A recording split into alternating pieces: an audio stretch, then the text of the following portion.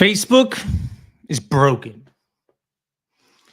They're just trying to take your money, and everything that used to work does not work anymore.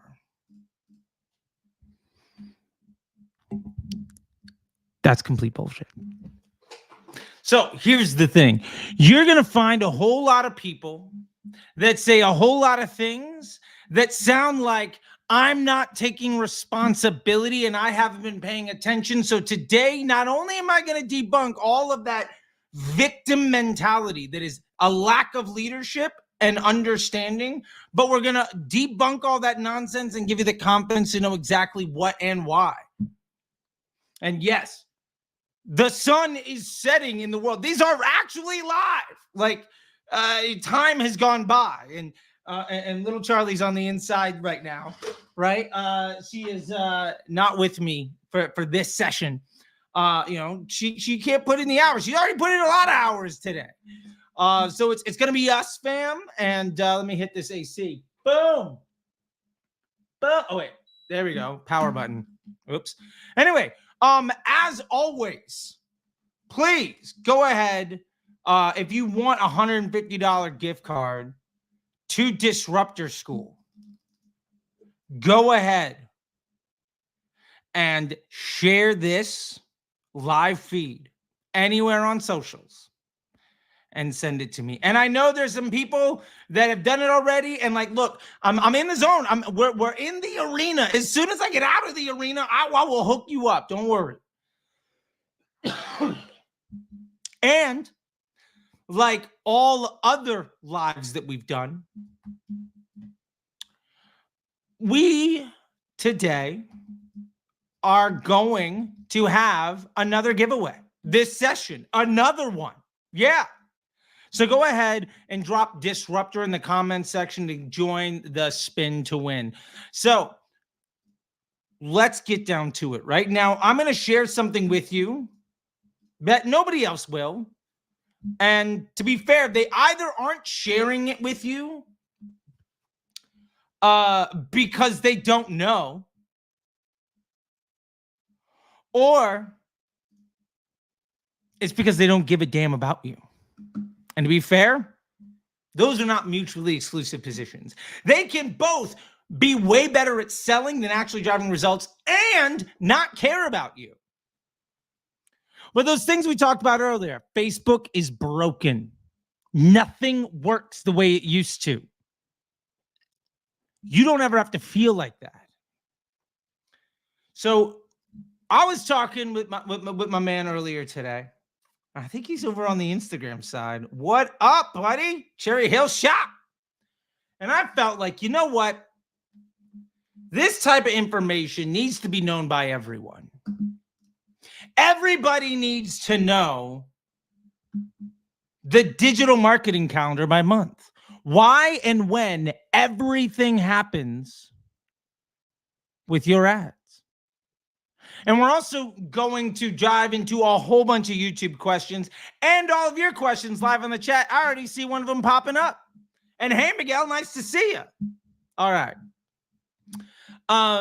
And somebody's asking about Taylor Holiday. Watch this vid. We'll get into all of that too. We're on the side of we do not claim the pronouns of victim.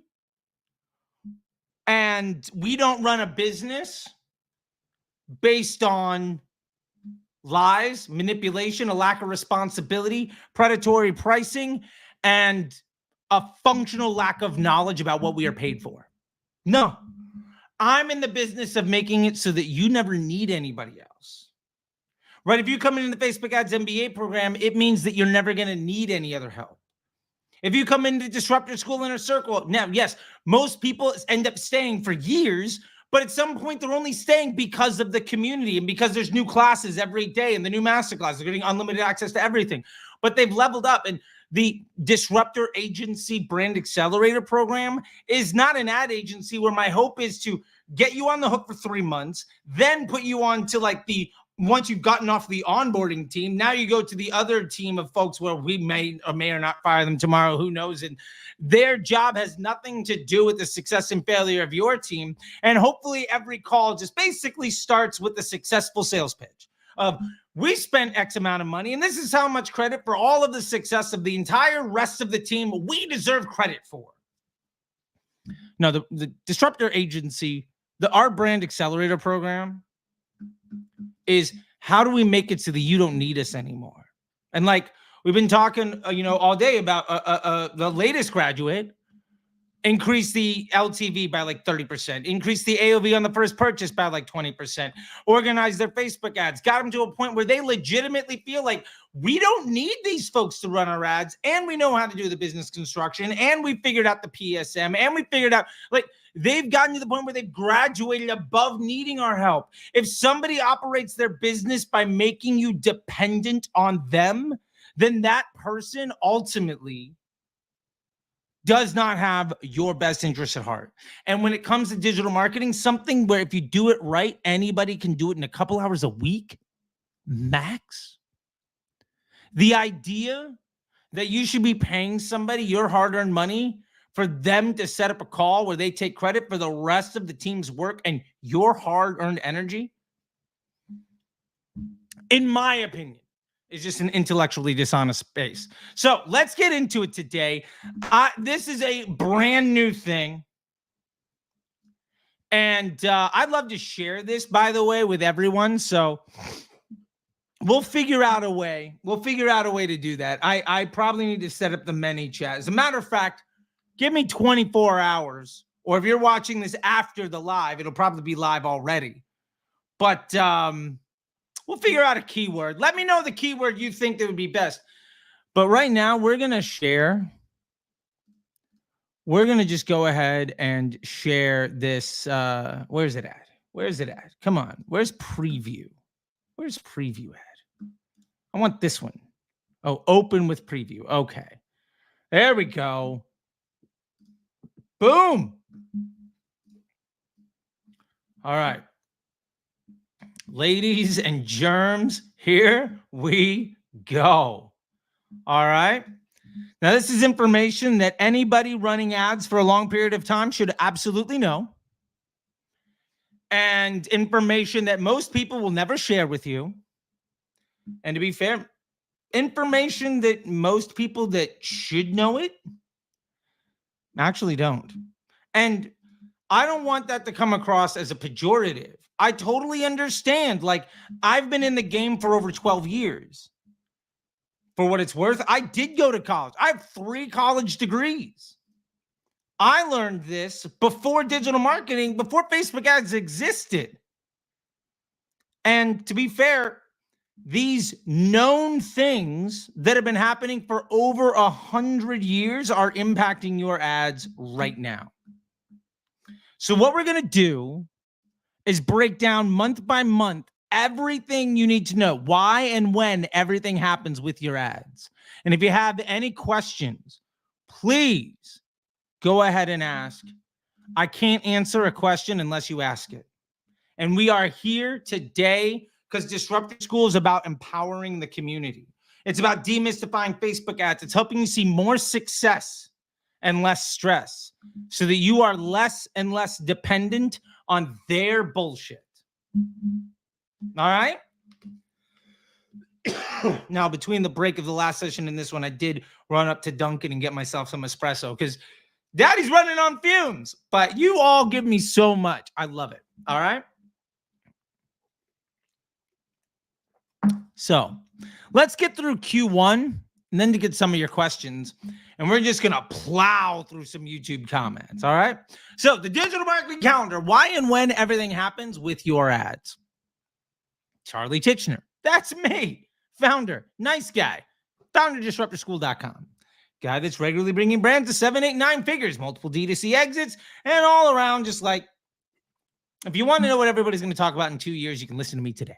All right, let's go. Q1. You guys like my Canva template work? Yeah, there we go. All right, January. January is the lowest CPMs of the year. And this is for several big reasons. Number one, in the Northern Hemisphere, this is when we have the most inventory. And what I mean by that is the days are short. So people are on their devices more often and for longer periods of time when they are on their devices. What this means is there's more places for Facebook and Instagram to show ads and to more people. So in supply and demand, the unit economics of the world, there's more supply. Now, let's flip to the other side of it. Demand. Well, demand goes way down. Why? Because it's Q1 of the fiscal year and retailers already blew all their spend. They have their cash is going into inventory to stock up for spring. And while there's massive buying power out there on a cash flow basis, if you have quarterly or annual budgets, you're not blowing your load in January when you just cleared the shelf in every store for the last 45 days. It doesn't make sense. But if you're in direct to consumer, or if you're in SaaS or lead gen or whatever else, what you need to know is there are folks like me who would be spending $1 million a day. And yes, I have spent $1 million a day on Facebook ads. And I did it back when CPMs were like $2-3.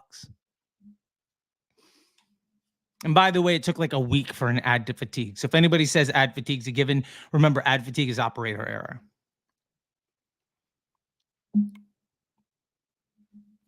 What we need to understand here is that all the big brands in the world, the Macy's, the JCPenney, the Hebe, the Target, you can go overseas. All of the major retailers in the world, every big brand, and even the brands that are sold in big box retailers, the Nikes, the Nissan, when I was running up Levi with the Levi's team and Activision and Apple, they're not spending nearly as heavily in January as they were in Black Friday. So what this means is there are thousands of businesses not spending hundreds of thousands or millions of dollars a day. And there's more people on more devices for longer. So supply and demand, CPMs are at a record low. And there's massive buying power still. Because in January, we are dealing with a season change. In January, people have spent at least the last 45 days, if not longer, buying for other people. We just got out of a gifting period. But what happens when you get out of gifting? You're like, what did I not get? What do I want? New year, new me. What am I going to spend my money on? And this is the tail end of Q5, by the way. And we'll get to that at the very end. The point here is simple. People are spending as much money in beginning and middle of January as they did in the beginning and middle of December. The difference is they're spending it on themselves and they're spending aspirationally. And because they're spending it on themselves, the AOVs can be astronomically higher. This is a great time to get a higher AOV. You can buy higher quality customers. As a, for instance, when I was running 310 Nutrition, and I joined in 2016, 2017, they're doing about 15 million. In 2019, it sat across the desk, from Deloitte, and they passed across a $98 million check. That was about 20 months. The AOV in January was easily 3 to 5 times as high as it was for the rest of the year. If you took all of January out and just took the rest of the year. Now, that's because it was not a weight loss shake. It was meal replacement, but lifestyle changes, consumer behavior, people were buying on themselves. You have to understand,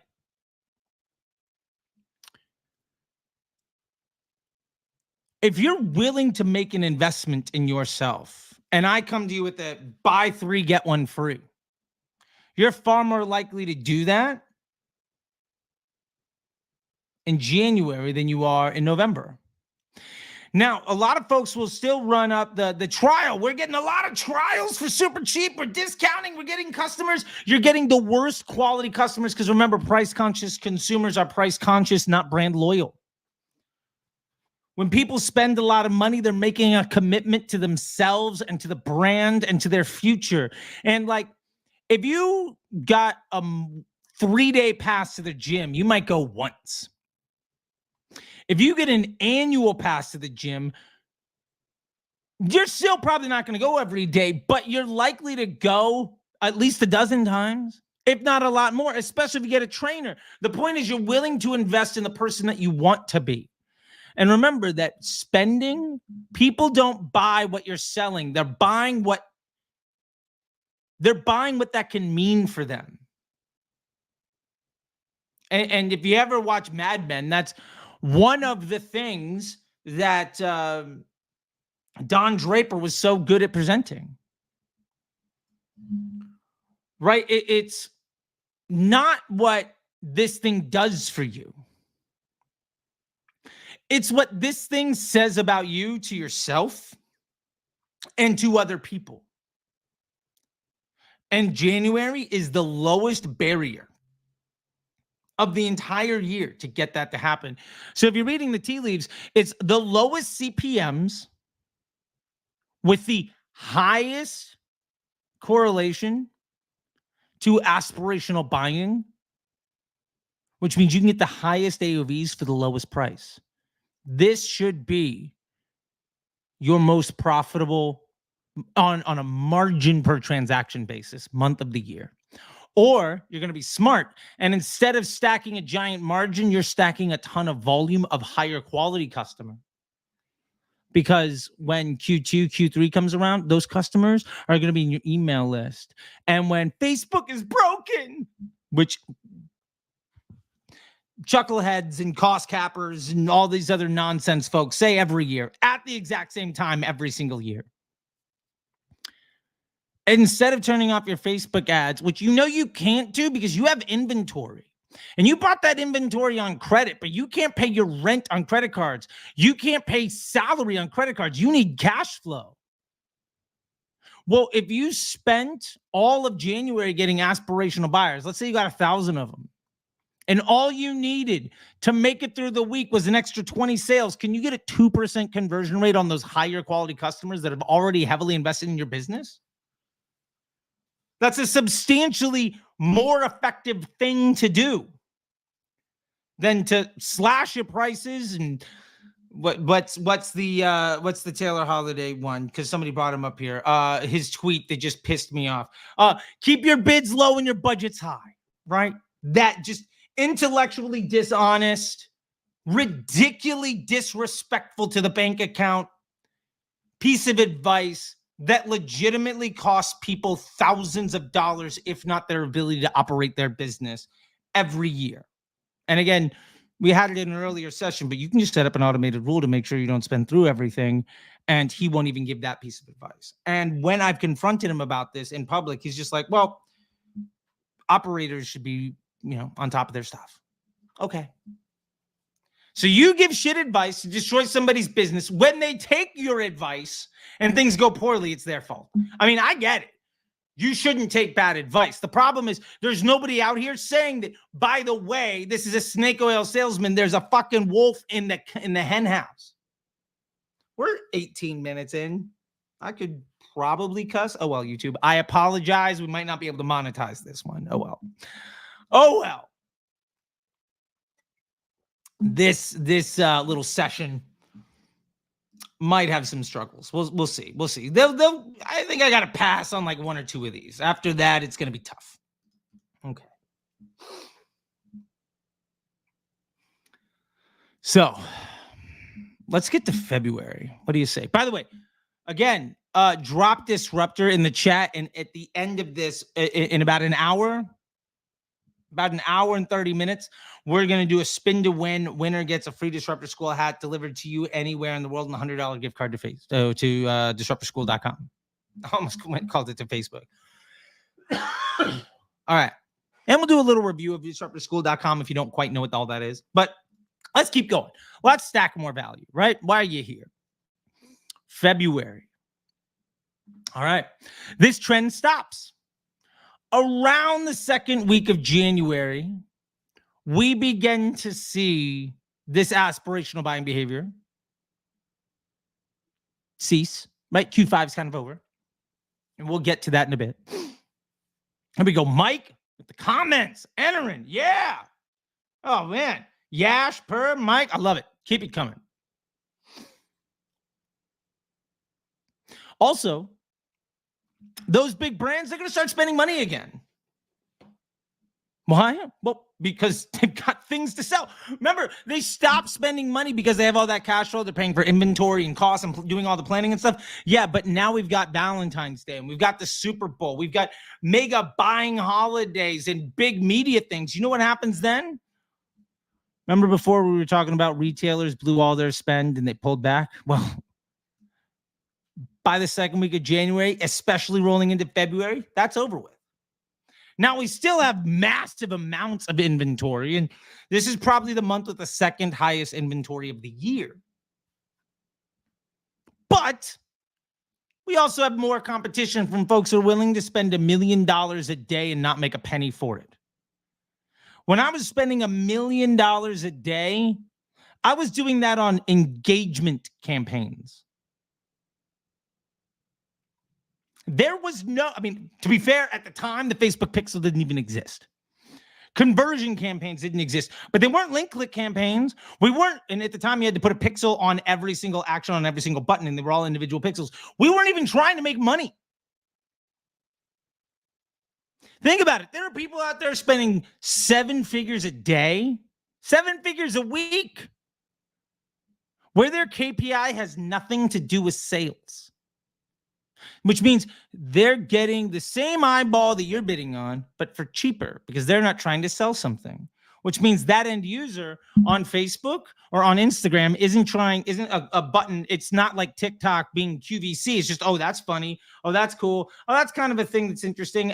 Okay, Subway coupon. All right, whatever. But the point is, you're competing with people who in a month can have a rounding error greater than the amount of revenue you'll drive in a day or a month or a year.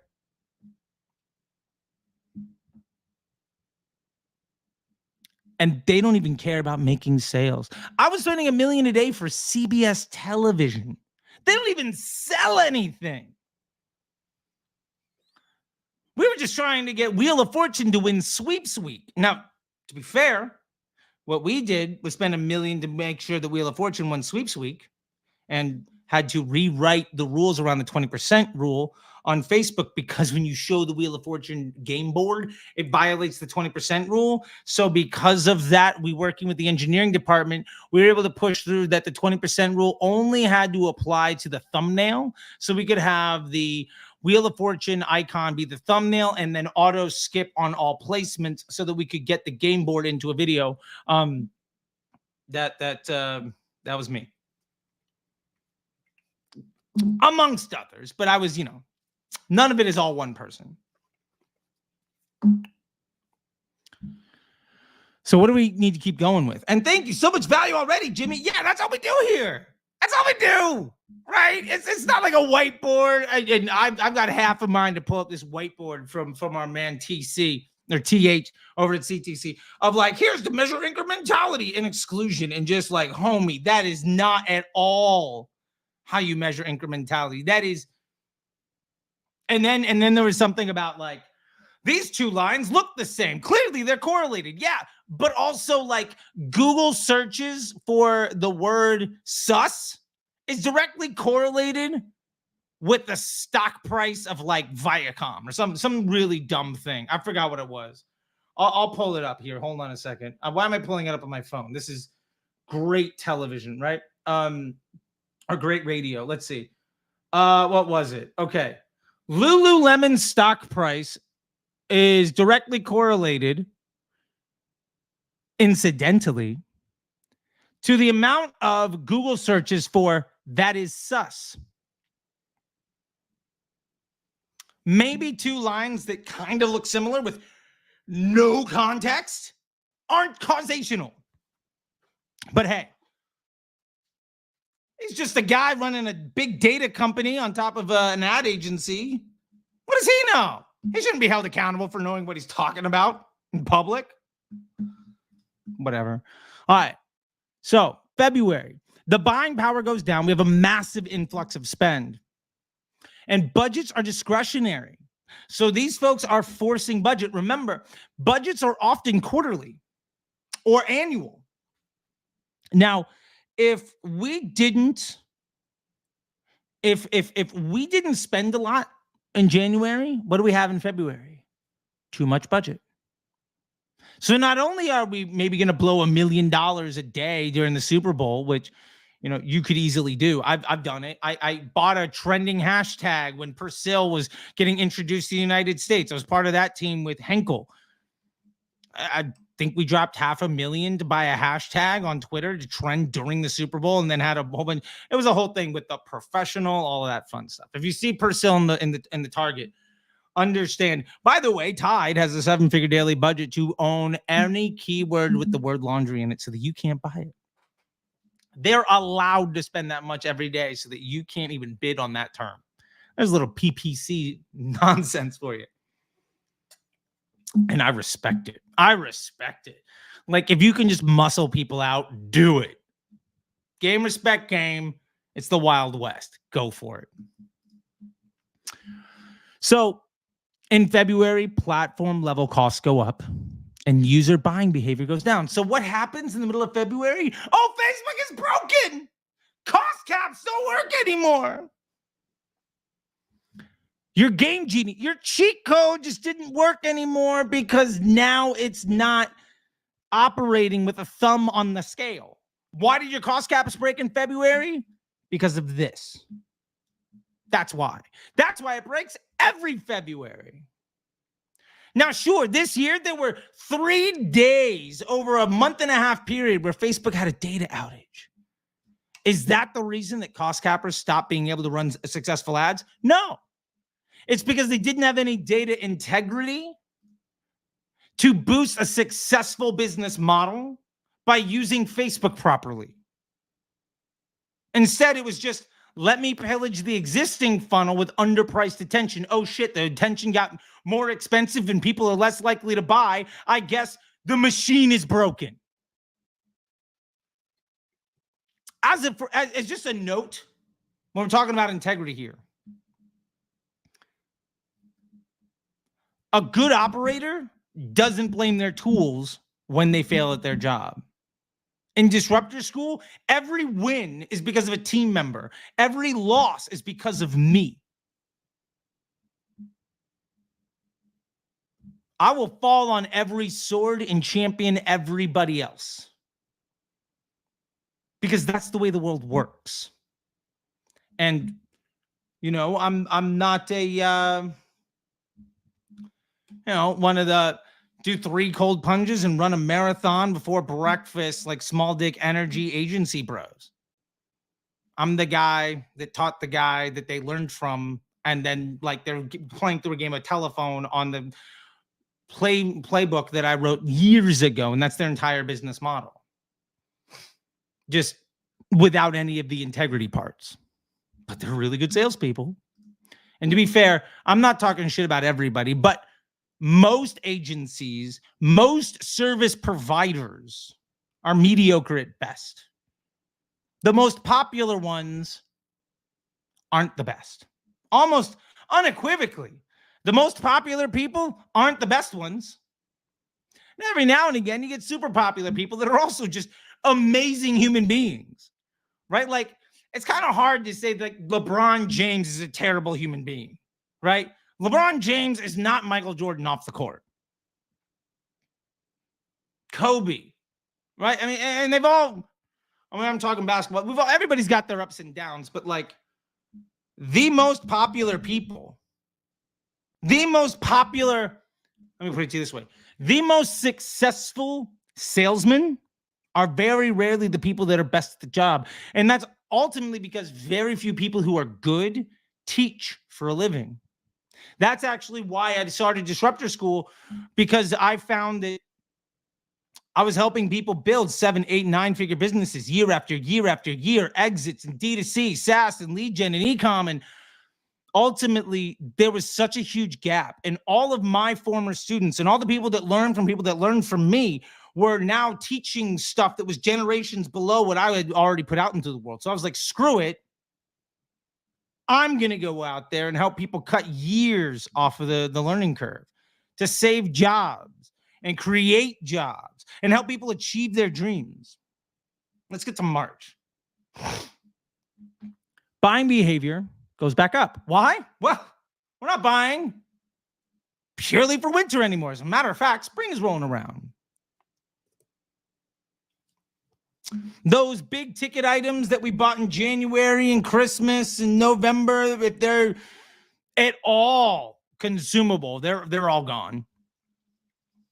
The clothes change, the behavior change. We change as people. That CPM spike levels off. And we get more back to a mid-January feel. Because that huge spending power that came in, well, it's gone. Not to say that people aren't spending a ton of money. It's just you don't have massive insurgencies of cash. Or basically, I've been at big agencies. I was a supervisor at Omnicom, which is like not, I worked at so-and-so ad agency. Like, it's like there's 4 ad agencies that operate like 95% of the money spent on social media. And I was supervisor in the LA office. Like our brands were like Apple, Nissan, Henkel, Mitsubishi, Levi's, right? Like those were the budgets we were talking about.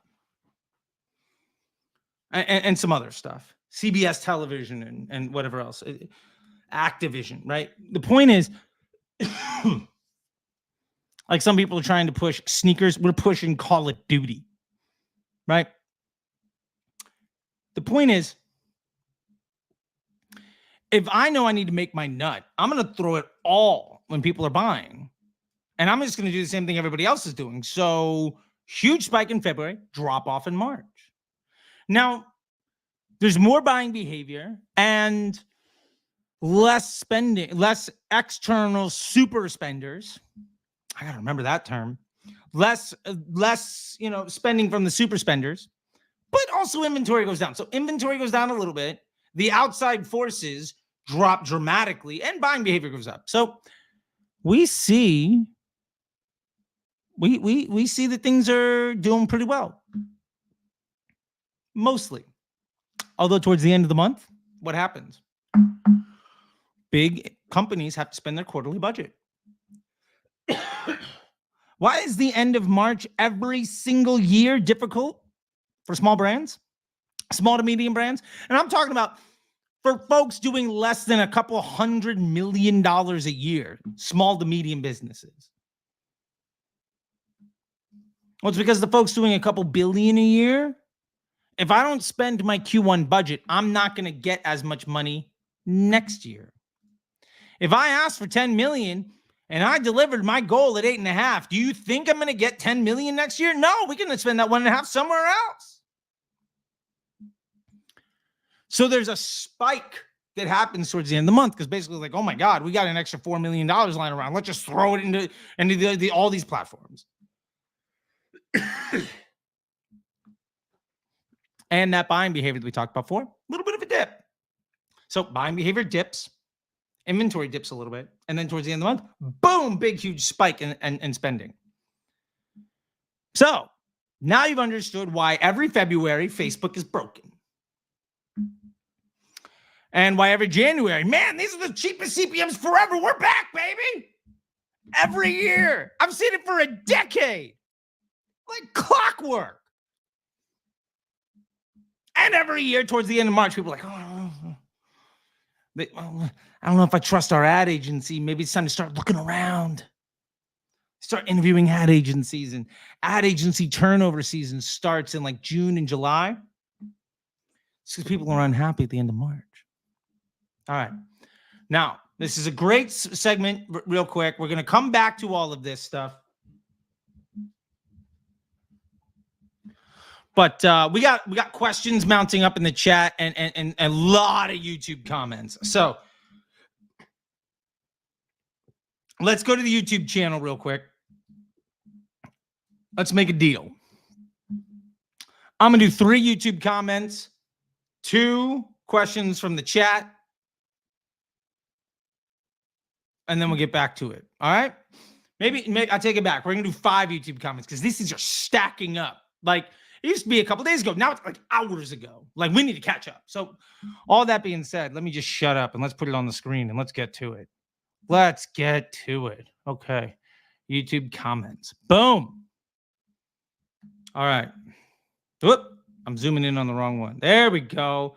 All right. Fabio. Charlie, for real, you can't imagine how much I love those infos about ad frequency and its funnel stage. It makes so much sense. Yeah, this is what we're talking about, 4PI analysis, right? I observed is written as part of the funnel as used by Facebook. And that valuable 7 golden rules of growth in Facebook ad viewers. Yeah, by the way, we do have a lead magnet if you want to check it out. It's disruptorschool.com/LM_7 golden rules. If you wrote that down, awesome. LM_7 golden rules. If you don't want it, you don't have to take it. If you want to take the action, go for it. Those 7 golden rules will fundamentally change. That is better advice than you will get in 3 months in admission or like anything you're going to find on Chase Chappelle's or like sum together the net value of like 10 to 15 hours of Ben Heath. And it's not that Ben is a bad guy. He's a good dude. He just knows his market is not where people want to be. It's for folks trying to get there. Like, I deal with entrepreneurs and business owners. Some folks deal with wantrepreneurs. Some folks deal with who can we steal money from. Ben is not in the who can we steal money from category. Solid guy. Very much respect what he's done. And I appreciate that he's changed his message. And he's even called himself out a few times. And he's featured me on his channel. And like, I got nothing ill to say. We're just talking to 2 different types of people. And that's a beautiful thing. Because I'm not for everybody. You got to kind of know what I'm talking about for this to make sense. Anyway, may I ask, as it is mentioned, as used by Facebook, is it really an internal reference used by Facebook employees? Or maybe it's helpful info, official info from the Meta Center or empirical observation of yours, which I believe there's also tons of value. Appreciate that. Fabio, when we're talking about this is how it's being used by Facebook, what we're referencing is if your frequency, and again, if you're looking at frequency in your Facebook ads and you're not looking at it by day, you're looking at a completely useless data point. If you're like, my frequency is like a 4 over the last month. Really? It's a problem that once a week somebody saw your ad? Please, get them to see my ad every single day until they buy. Or until they tell me to piss off and then I won't waste any more money on them. Your frequency isn't nearly high enough at a 4. Go make some money. What we're talking about when it's coming to by day, we're talking about how these frequencies, when part of the funnel as used by Facebook, what we're referencing here is that these ads, if the frequency is a 1.5, that means the average person sees the ad 1.5 times a day. Or to put it a different way, 50% of people saw that ad twice. Literally, 50% of your money is spent on retargeting. And that's all we're really getting into.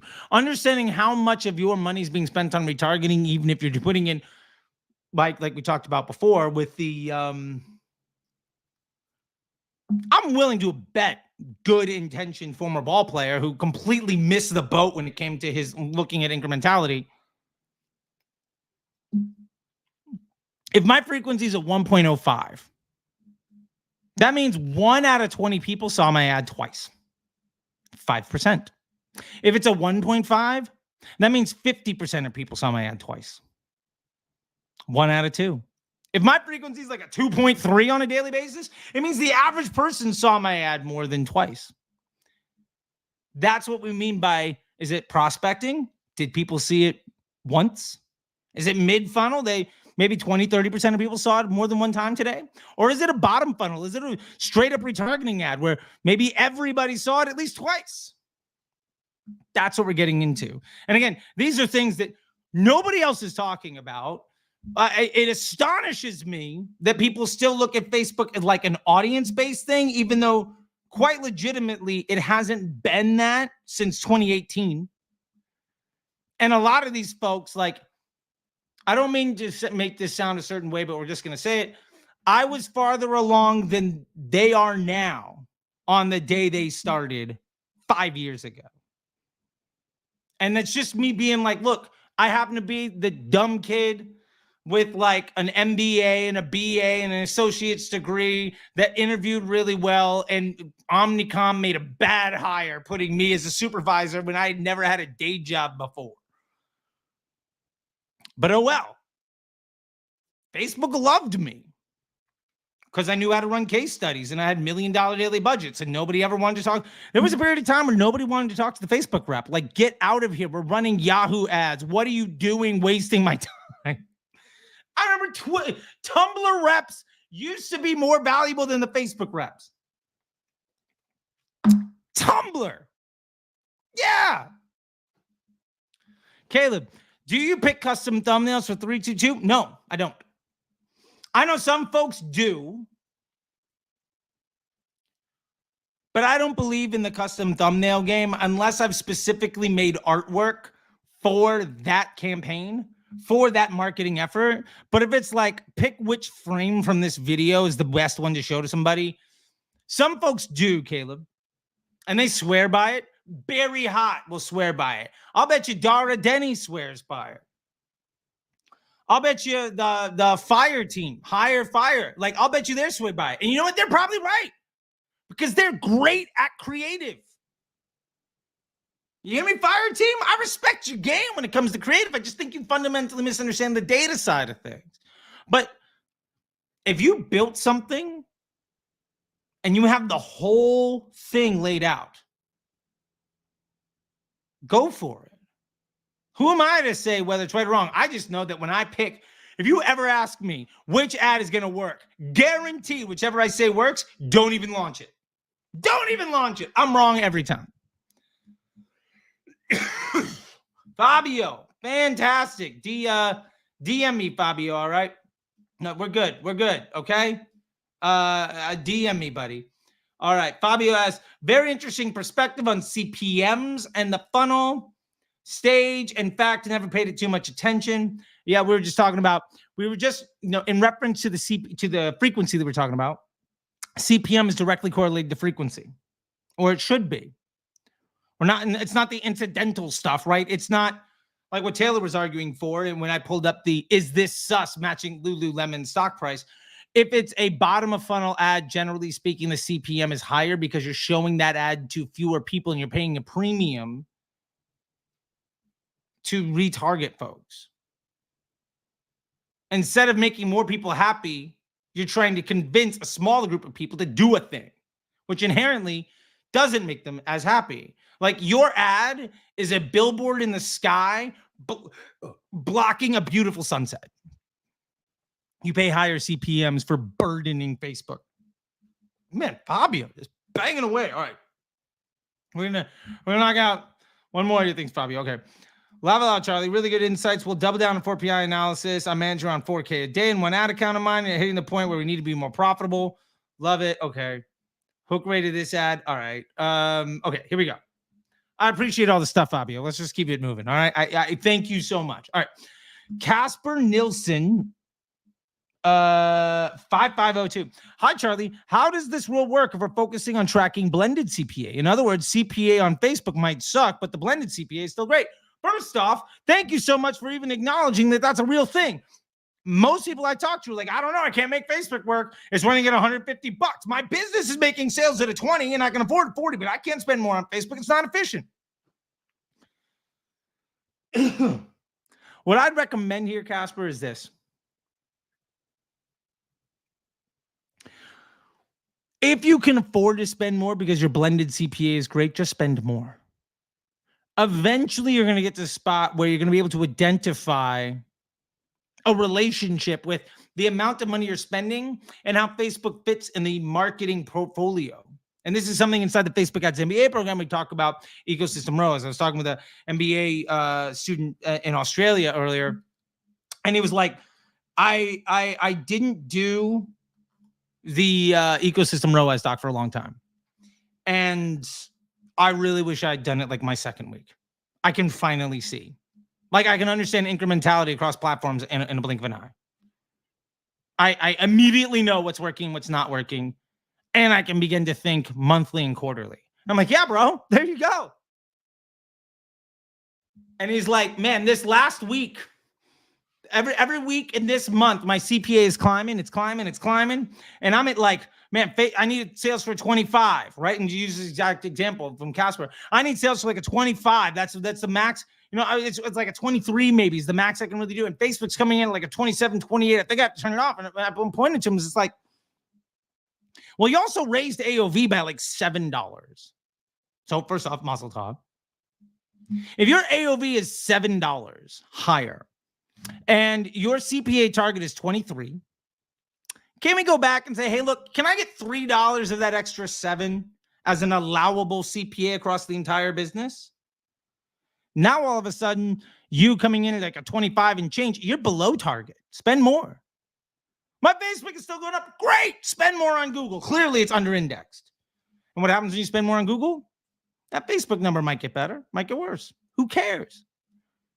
The attribution, the ROAS of your Facebook ads has nothing to do with the money in your bank account. We started laughing, and then I wished him good day, and that was that. But again, when you're in the MBA program, we have some one-on-ones every now and again. We just dive into your ad accounts and make it work. If you want to know more about the Facebook Ads MBA program, you can go to Disruptor School /MBA ads, or just go to disruptorschool.com. You can check it out. As a matter of fact, I'm going to present exactly what that looks like while we get to some of your questions in the video. Okay, cool. So this is, by the way, disruptorschool.com. Unlimited buy 3, get 1 free. Spend $350. Get a $50 gift card, right? Like 75,000 marketing professionals, right? Like, what do good people have to say? This is Ron Shah from Obvi and Chew on This podcast. This is Jonathan Snow from Snow Agency 4 Exits. This is Chase Mosaini, CMO of Heat Map, creator, co-founder of Creative OS. This is what they have to say. One of the most experienced and passionate, one of the best in the game. The GOAT strikes again. Like, these are what these people have to say. But if you scroll on down, you're going to see the option for the inner circle, which we've talked about.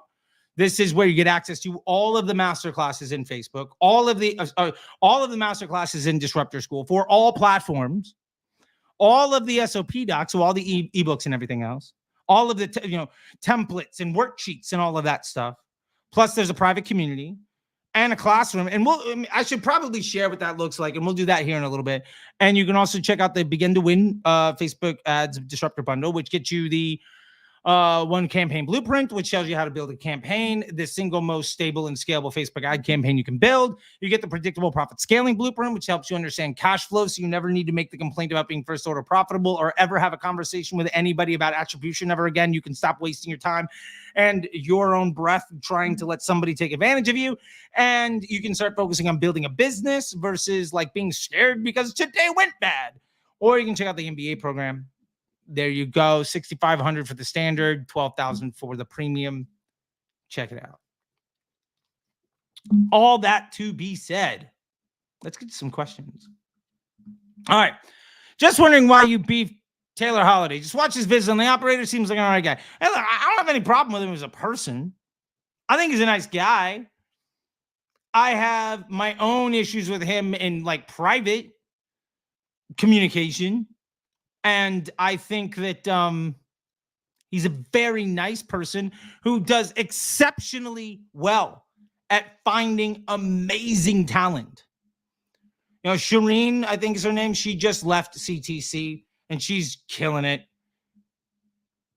Nick Shackelford, former CTC guy, he's killing it. Savannah Sanchez, former CTC person, she's killing it. If you go on YouTube and you look way back to like 2018, there was a moment where they were trying to push some like link click campaign to a fundraiser thing at Shopify LA. And there's this just asshole in the back of the room telling him the way it is. That was me, by the way. And Nick walks forward and he's like, all right, repeat that again. Okay. And then Savannah walks forward and is like, hey, by the way, we're hiring. And I declined. I'm sure it was a joke, but also like, anyway, Taylor and I go way back. I think he thinks differently of me because how he thinks of himself, and we communicate differently. But I also think we're a lot alike. We're a lot alike in a way where we could be great friends. But I guess we'll be frenemies, where I have no ill will, and I just try to hold people accountable to their actions and their words and the ramifications of their behavior. And some people are upset when that targets them. Yash, what should the starting budget be? How many times the CPA? Yash, great question. Don't have a lot of context for this one, so I'm going to try to answer it as generically and as helpfully as possible. My number one piece of advice is, what can you afford? If you've got one campaign and you're already making sales, how much of that volume of profit from your existing sales can you invest in ads to grow whatever you're doing? And if your answer says, well, I don't have sales yet, then don't run ads. Number one piece of advice I can give you is, if you don't know how to sell your product, then don't run your ads. Fabio's over on IG. Buddy, there you go. All right. Yeah, we got a lot of comments stacking up on IG. I just thought it was auto-populating, but I just hit the scroll and I just completely missed all of it. Okay. Oh, well, let's see if we got anything else here. Luke says, argument for marketing others' products versus your own. Marketing other people's. Running your own business means a lot more than can you sell things on the internet. Inventory and taxes and all of that stuff is very difficult. And it's the best operators generally aren't good marketers because they're very good at doing other things. Being an operator and being a marketer are two very different skill sets. And that's why I think most drop shippers that I know, and a lot of them that very much dislike me because they're out of that, like, you know, Andrew Ferris and Ashton Shanks and Taylor Holiday, like cost cap bro camp, it is because they think that what they have is success. So when I tell them is like, that's validation of an idea. Success means using that as the starting point, not the finish line. And some people like to hear that, some people don't. And I get it. We exist in a space of, to be fair, digital marketing is not unlike fighter pilots. Like, it's a very alpha space, right? Like, you kind of have to know that you got it.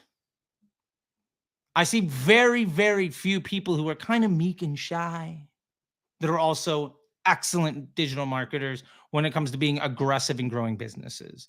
I think they're phenomenal at optimization and execution. I don't think they're great at growth. And that's, you know, just a personal assumption on my own, from my own experience. Yeah, says, suppose you sell a product worth $100. What should be the starting budget? What can you afford, buddy? Like, don't spend money you don't have to promote a thing that you can't sell. What's the best way? Okay, let's see. Let's get to a question. Good seeing you, more active. Yeah, Malik. I'm doing a live with Malik on LinkedIn this weekend. That'll be super fun. I'm eventually going to sleep, I promise. All right, let's get to another question. All right. Hajim Takua. I'm going to guess that's probably mispronounced. But again, white dude from the suburbs. I got it wrong, probably. What is the best way to find winning products? That's a tough one. I got to tell you, I got to admit, that's a tough one. I am not the best at product discovery when it comes to drop shipping. I'm not. There are people a lot better than me.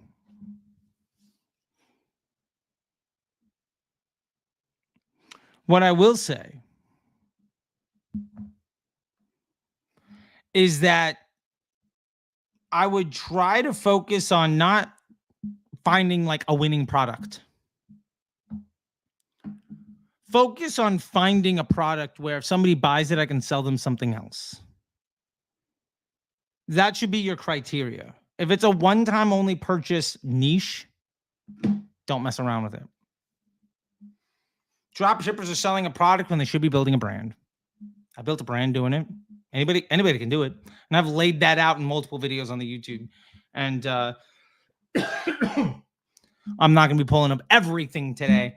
But I mean, it's only so many hours we're going to be here. So yeah, anyway, hopefully that's helpful in that it's a straightforward answer, even if it's not really what you want to hear. And if it is, fantastic.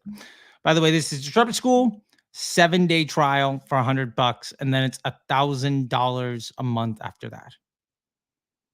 There you go. Give it a shot. Begin to win at Facebook Disruptor Bundle, $7 trial, and then it's $50 a month after that. That's it. If you can't ROI on that, you probably shouldn't be in business. Let me put it that way. All right. Let's see if there's any other questions over here. I think we cleared them through them all. Kai Rogers, I started running only DCT ads now. Fantastic. Glad to hear it. All right. I think Dev. I don't know if you're still watching on Insta, Dev, but I miss you on our MBA program calls, bro. Smart guy. Okay. Anyway, let's get back. I can see it, Zohib. If you have a question, I can answer. We have some folks on Instagram. So go ahead and ask it, and I'll get to it after this next bit. We're going to get to Q2, okay? So go please ask it. And if you're not here, you can always go back to YouTube and watch this again around whatever the time it will be. It'll probably be like an hour and 10 minutes in or whatever. Look for the thumbnail that says is Facebook broken? And me being like, in my best like Mr. Beast style thumbnail attempt. I don't know. I put like 3 minutes into it. I should probably care more. But let's get to Q2. April. It's the beginning of the quarter, so costs go up. Now, we've already covered this, but remember, quarterly budgets, time to spend more money. So costs generally go up. Now, we also have a change in behavior. There's a change in what people are buying. We're completely out of winter and into spring. So people are buying new things. And retailers are launching sales to clear their winter inventory and to attract people into their spring stuff. But this is when you really begin to see a lot of the stores on High Street, the department stores at the mall, right? Like they're running discounts on a lot of things, not for any particular reason, but they're running a lot of them. And it's because they're just trying to get rid of the winter inventory, because if it doesn't sell now, it might never sell. So when they're doing that in the real world, they're also dropping that money on the internet because like they've discovered that digital marketing is a thing and they're throwing money at it. Like, Macy's will do it. I did one of the very first DPA ads for Macy's. We had to pay this Australian data entry company $50,000 to take every SKU and variant and every color that was for sale on Macy's.com and put it into a spreadsheet because a product feed didn't exist. There was like 6 or 9 months where product feeds didn't exist. And there were these data entry folks to just stack in cash. I 100% think it was like 8 dudes in Australia that were just grabbing some folks in the Philippines and like just paying their life salary in a month and just being like, yo, just data entry, just pound it all out. And a lot of people made a lot of money. Now, because of this, people's buying behavior also goes up. We've been conditioned in April to buy more. It is a psychological impact of the marketplace. So while CPMs go up, that's what I mean by costs will beginning of the quarter, so costs will generally drop. Sorry, I think I said up. I meant drop. My apologies. I totally misspoke. right? We were talking about before in Q1, in the beginning of the quarter, like they're not spiking, right? We just had the huge spike at the end of March. And so now we can pull back a little bit. We're going to wait to pick our shots, right? Right? We're not coming out of the gate just swinging. My apologies. Totally I just made a mistake. Said the wrong thing. But I'm glad we caught it. So buying behavior goes up. Inventory stays about the same, meaning that the amount of people who are on their devices and the amount of time they're on their devices is more or less about the same. Hi, Stardust Digital Media. Good to see you. And Giovanni, lurking, doesn't comment. I know you're there, buddy. Nice to see you. And Zoheeb, ask that question, because when we finish throughout Q2, I'll come right to you. If you got a question, I'm coming to you. Otherwise, I'm rolling into Q3. All right, Zoheeb? It is all you. Actually, we might also get to some YouTube stuff. So let's get into May, because things begin to get a little spicy. All right. Oh, no peeking into June. All right. May. It's generally more expensive than April for a lot of reasons. Inventory goes down a little bit. It's getting warmer outside. The days are a little bit longer. People are on their devices less often, and for shorter periods of time. And they kind of already bought a lot of things they wanted to buy. So buying behavior, we've been conditioned to buy more, but in April, we get a lot of the easy sales, but May we get a higher volume of difficult sales, but that's also still a good thing. And by sales, I mean like transactions. It's easier to buy a customer in April than it is in May, but we get more customers in May. And inevitably what ends up happening in May is people start running sales. They start running discounts. We've manufactured on average 3 buying holidays in the month of May. Yeah.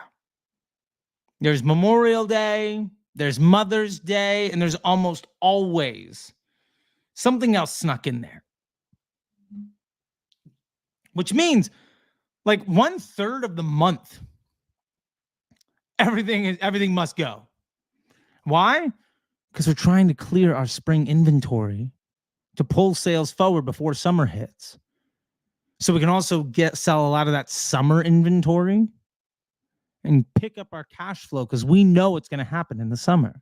Now, we know what's going to happen in the summer, but most digital marketers, especially the folks, those low integrity operators running those scammer grifter agencies, like they are never going to tell you this stuff, because they should tell you, hey, by the way, it's going to get really tough in here. Let's do annual planning so that we can ultimately advise you to spend less. Our commission on your ad spend will be smaller. And Taylor, I know you don't charge on a commission. I'm not just coming for you, buddy.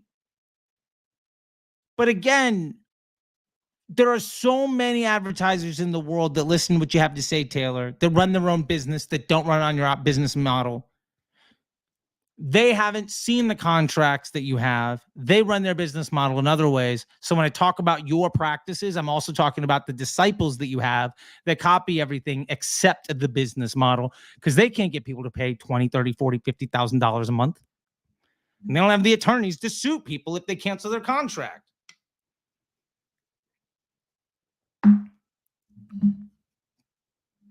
So the point is, May is when AOVs kind of drop. CPAs kind of rise. Generally a bit more expensive, but it's offset because buying behavior is conditioned, so we get a higher volume on a lower margin per sale. All right, brace yourselves, folks. It's June.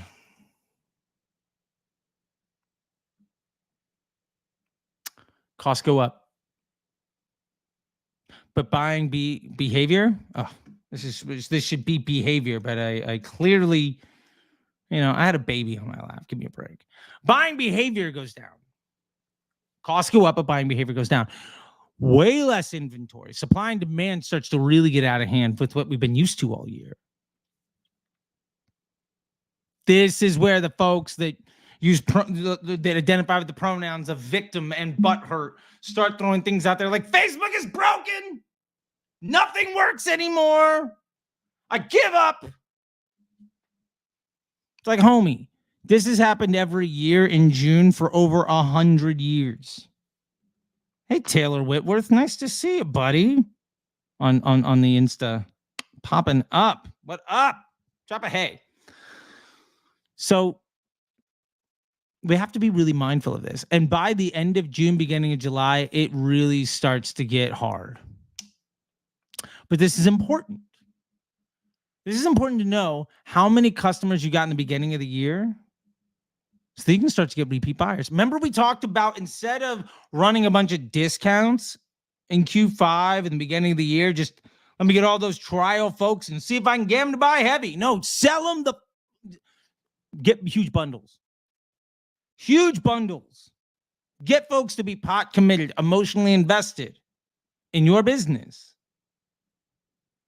Because then in this time, you can pull your budget back on Facebook and focus on retention. And honestly, most people, when I say pull budget back, all that really means is spend more on search and Amazon because you probably haven't been paying attention to it. If you're paying attention to this right now, I can almost guarantee you 80% of you are not spending enough on search and Amazon. And here's how I can tell. We had 2 minutes of chuckle come in and talk about incrementality in a way that made absolutely no sense. Let me tell you about incrementality. Begin to track spend and revenue. Spend by platform, revenue in the business, volume of transactions. Now, begin to increase your budget only on search when the Facebook costs get too high.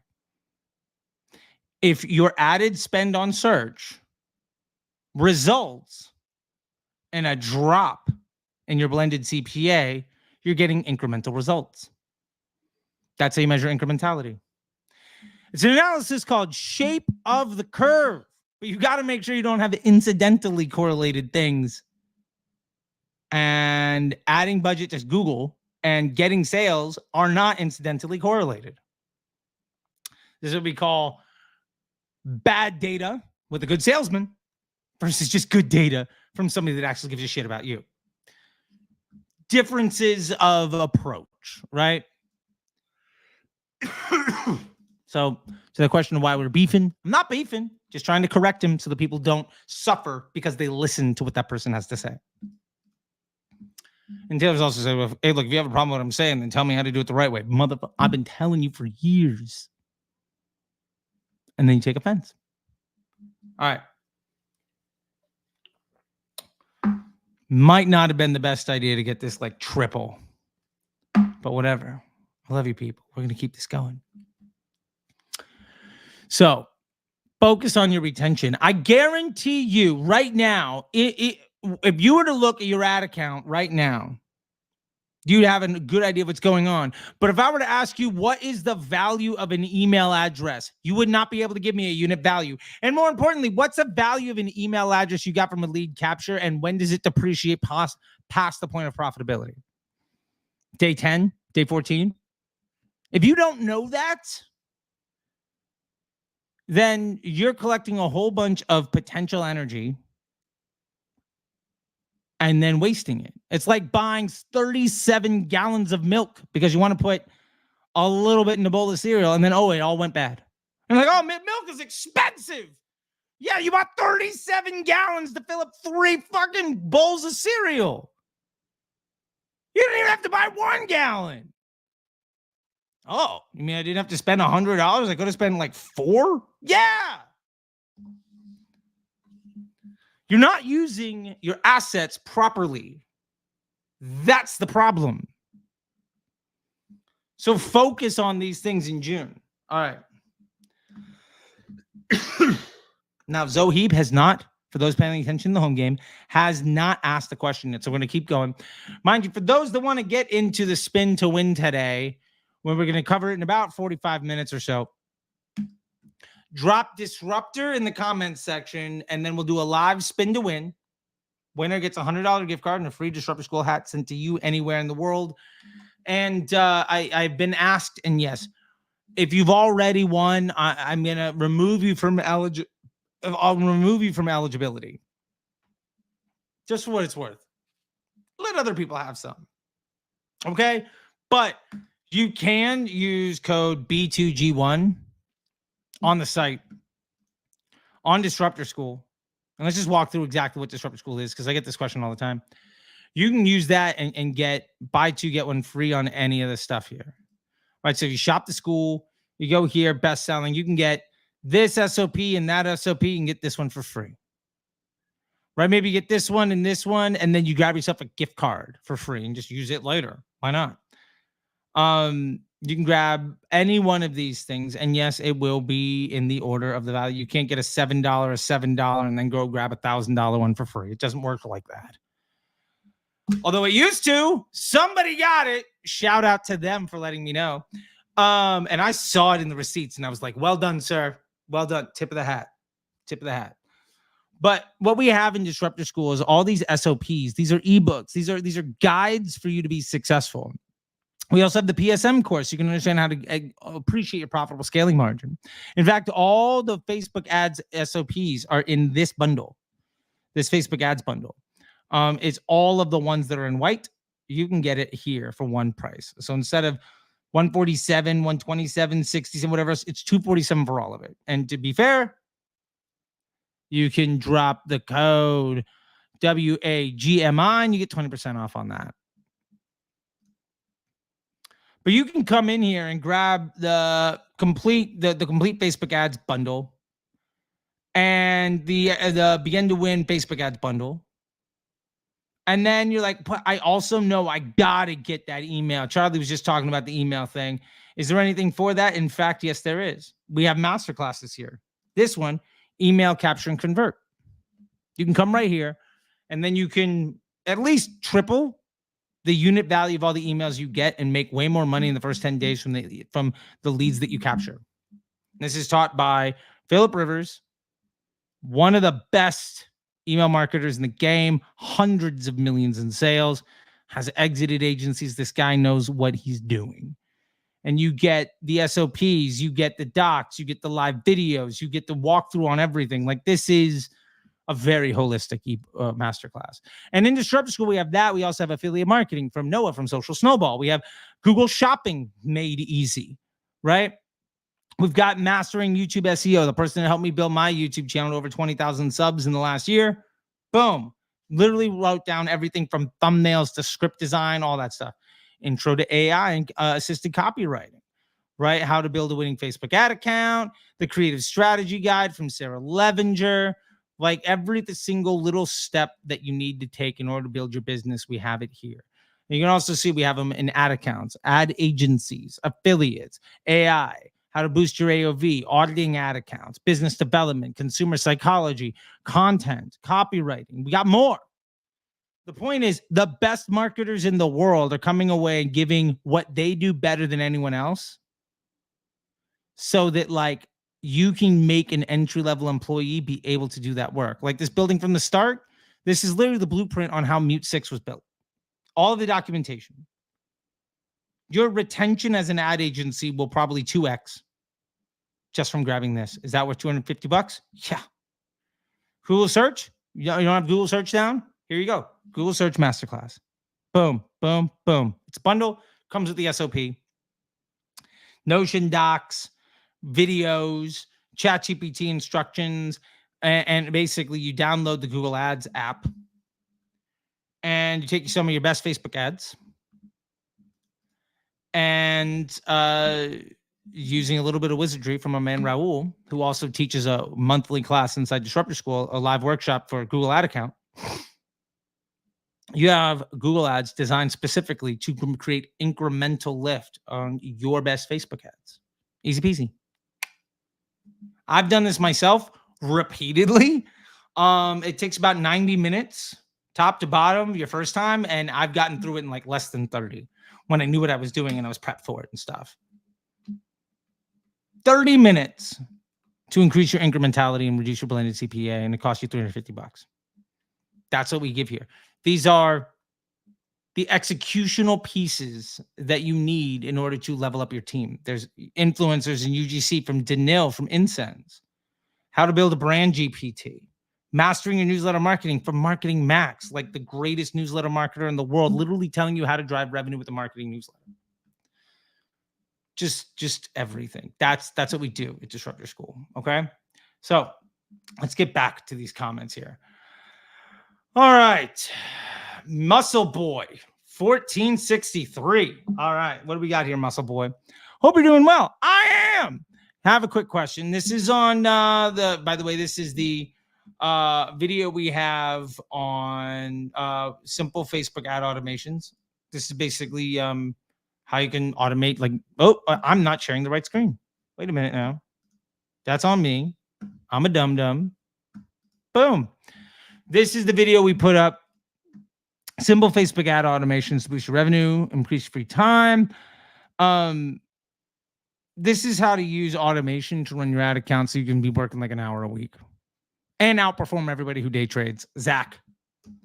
Man, Zach was like, from Homestead today or earlier, put up the tweet and was like, I left my ads alone for 10 days. I came back and it all went to my Advantage Plus, went to ads that didn't work anymore. There's no way you can just let the machine go. And I'm like, dude, if you don't train your team to be independent, if you can only be successful by micromanagement, don't blame them for failing when you leave. This, by the way, this video, which is free to watch, will teach you how to get your Facebook ad account completely automated, how to automatically scale budgets, optimize your ads, all of that stuff. If you're ever touching budgets, turning ads on and off, believe me, that is something you don't ever have to do. You don't ever actually have to do manually ever again. It's just complete waste of time. So on that video, we got this lovely comment. I got to scroll back down again. I'm glad we got to scroll for a while. Okay. I'm super keen on pursuing a career as a creative strategist and media buyer for D2C businesses. Awesome. Share some insights on what recruiters and brands specifically look for in candidates. I've noticed on LinkedIn that employers often ask for examples of written or video ads. From your experience, what other qualities or skills do employers value? Additionally, I have some experience in media buying. Do you believe it is worth pursuing a career in these marketing roles? Are those positions too saturated? Can you make a video that will help us start our career? Buddy, it's coming out tomorrow. That video. Legit, I think it's coming out tomorrow. Like, are you in my YouTube studio? But to answer this directly, real quick, Muscle Boy, 1463. By the way, I love the triple I action. That's what's up. Okay. If you can show people that you give a fuck, that matters. Getting a job, I'm not a great person to ask to get the entry-level jobs because I got started before Facebook ads existed, really, at scale. And I went from running ads to promote my band to running $1 million a day in like 9 months. Now, I've hired a lot of people. And I've helped a lot of people get jobs. A lot of the Facebook Ads MBA program folks start agencies or go get work at places, and they're some of the biggest killers in the world. I mean, if you want to be better than 80% of the people on the face of the planet in like 90 days, join the Facebook Ads MBA program. Like, guaranteed you will be better than almost any talking head on Twitter or YouTube.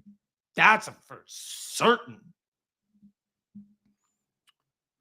But the 3 pieces of advice I have for you. Number 1, pick a lane. You want to be a creative strategist and media buyer. Pick one. You're either data or you're creative. You're not both. And if you are both, there's somebody better than you at either one of those jobs. I'm going to hire the person that's better than you at either one of those jobs if that's the job I have. People don't get hired because they're good enough at everything. They get hired because they're the best at something. Second, get clients, start running media. You will not get the job if you don't know how to operate. If you can't talk the talk, somebody else can. Since you already have some experience in media buying, that is phenomenal. And the third point, is it worth pursuing a career in these marketing roles? Like, these positions will never be too saturated. The honest truth is, the money spent on Facebook ads has gone up every single year since Facebook released the ad platform. Same thing for Google, same thing for Amazon, same thing for TikTok. Like, this ain't going anywhere.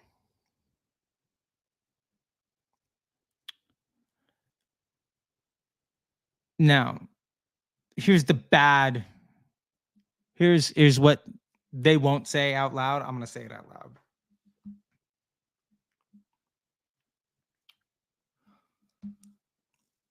If you're at a job for 9 months, it's time to get a new job. That's the honest truth. When it comes to this space, most agencies still work like a job where you get a promotion. You don't want a promotion. You want your boss's job at the next spot. One reason that I was able to climb as fast and as aggressive as I did is I was never employed at a business for more than 9 months. And I went from entry level to teaching, to being one of the top 100 people in the world, and having half of the 50 in that room be my students. Because instead of doing my job and collecting a paycheck, I aggressively tested the boundaries. And when I was ready for my boss's job, when I was as good as they are, I went and filled out that role. There was no need for loyalty. If you're good, you'll get a job. Bottom line. But I do have actually 2 videos. I have one that says how to get a job, and then what it actually looks like. And spoiler alert, very rarely is your job at an ad agency to do good work for the client. Yeah, that'll get you fired more often than not. Which is some serious heartbreaking stuff, but yeah. Yeah, all right, Munib, last question, then we're going to get back to our calendar because it's an hour and 20 minutes into this. And I know we have some other questions, and I wanted to try to get to everything. By the way, drop Disruptor in the chat if you want to get into today's giveaway. Yeah, Matt Silva from 8:09 p.m. And it depends on your time zones and my time zones and all of that other stuff. But yeah, Matt Silva. Sorry, Anonymous. If you want a 30-minute call with me, you got to join the Facebook Ads MBA program. Or you can buy a Facebook account audit. $4,000. I'll do a forensic accounting of everything. I'll give you the keys to the kingdom, and we have a call. And it'll be more than 30 minutes. Or you can just join the Facebook ads. You can join the Disruptor School Inner Circle. And we'll have an hour-long call every week.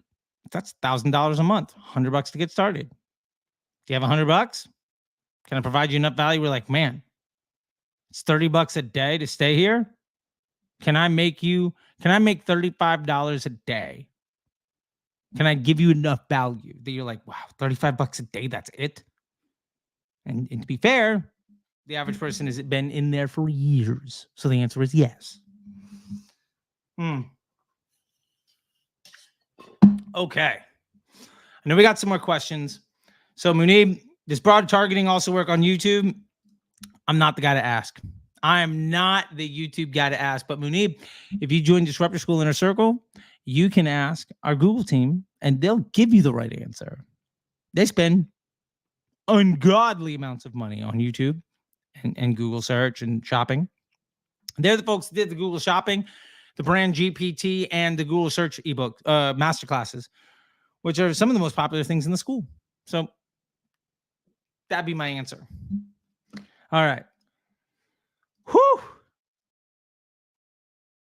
I'm feeling it. You know, sometimes you come in waves. You know what I mean?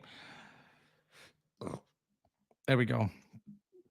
And yes, I had a Dunkin' Donuts walking distance.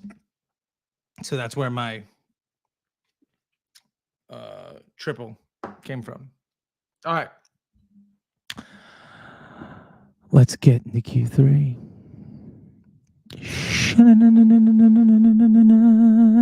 All right. July gets really tough. Because Amazon Prime Day is an inflection point, so they can unload money and they pull all the sales forward. And it's not just Amazon Prime Day. We see the peak of the antithesis of what we saw in January, where we have massive inventory. July is the exact opposite. So you have to leverage existing customers, send more emails and SMS. Think about launching limited products. Like get somebody to want to buy because it's not going to be around forever. Urgency is important. And again, pull back your budget and focus on retention. The other thing to think about in July is, why is nobody buying from you? It's because they already bought whatever you're trying to sell them at a discount 45 days ago, and they don't need anything.